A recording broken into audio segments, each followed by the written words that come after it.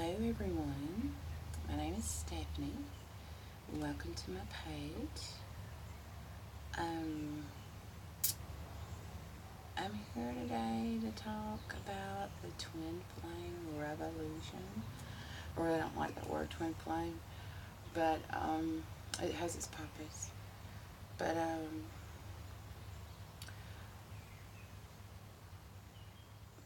I've been asked a lot of questions about it. Um, the question that I'm pertaining to today is, when do you give up? When do you, after you've surrendered and let go, and it still doesn't come? Because all these card readers are saying union is coming, union's coming. Well, if you've met your twin face to face, you are in union. You came together, your souls merged when that happened. And then you went through a time of being together and everything was wonderful, and then everything went to crap. When everything went to crap, that's when um, you stepped out of the vortex of that relationship. And when that happens, you you feel like your world is just dead. You don't have that fire anymore. And so after I got out of my wallow and saw that I wasn't gonna die, um, I started chasing that fire.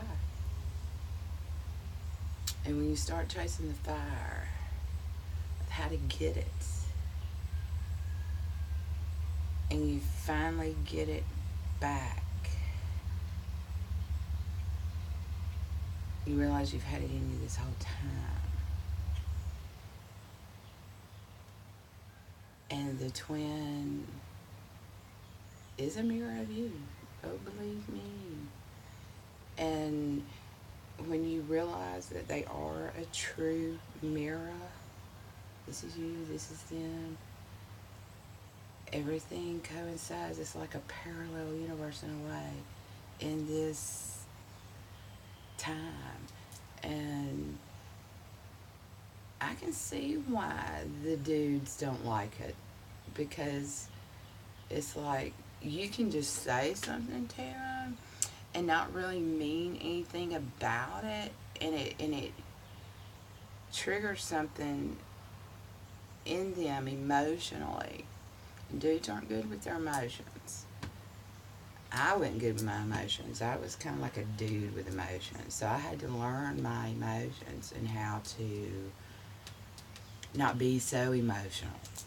And once you do that, you kind of just get leveled out, and they'll see a change in you, and they'll start talking to you again if you've been in silence, because they see that fire in you again. And as far as waiting, yeah, hold a space in your heart. It'll never go away. You'll always be connected, no matter how far apart you are.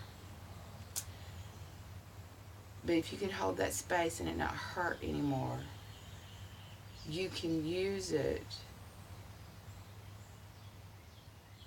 to transmute a lot of energy into love.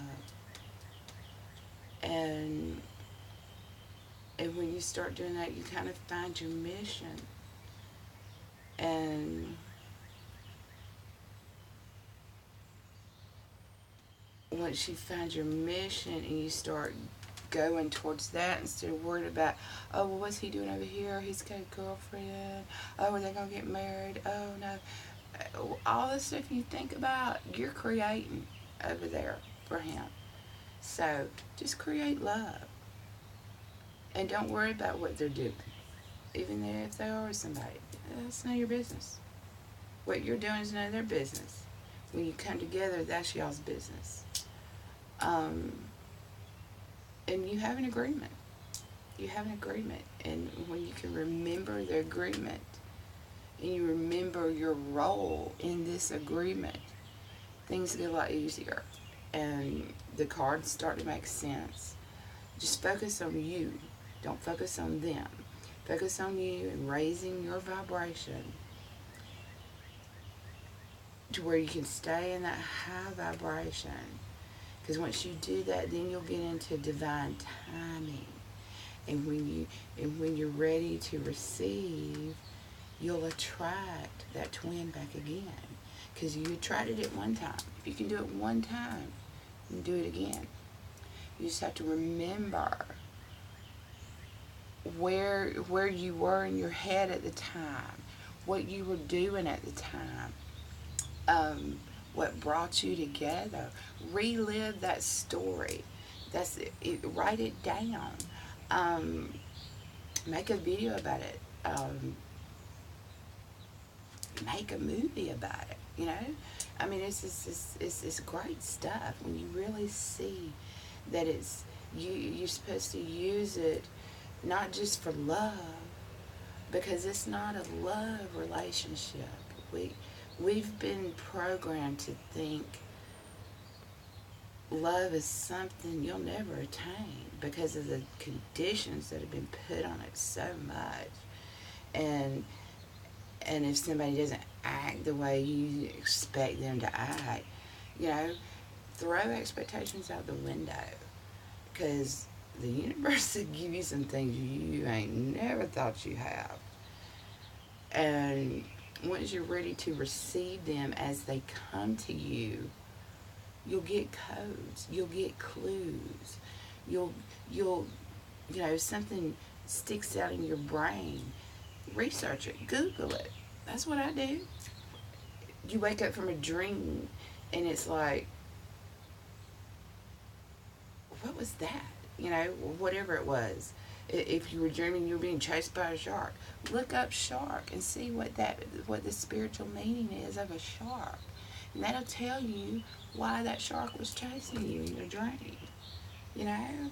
Just start that way. And you know, this love, it's worth it. It's worth waiting for it. It's worth holding that space. But in the meantime, work on you. Work on raising your vibration. Get out in nature. Talk to the birds. Talk to the sun. Talk to the universe. Tell the universe what your heart desire is. And you'll get it. You'll get it. So just, that's the best thing I can think of right now.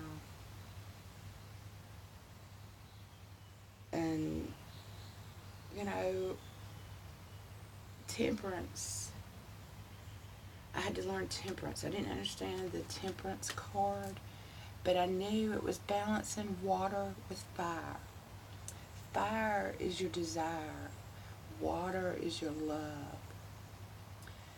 And when you have more desire than love, it's off balance. When you have more love than desire, it's off balance. So you got to learn to balance the two. And when you learn that balance, and you have that temperance, it just all starts flowing through. And you just have to trust in yourself. And, you know, if you decide, okay, I'm going to meet up with him, and you go, you meet, he doesn't show up, don't beat yourself up. Say, okay, next time, universe, tell him that. Okay, sorry you missed me. Maybe next time.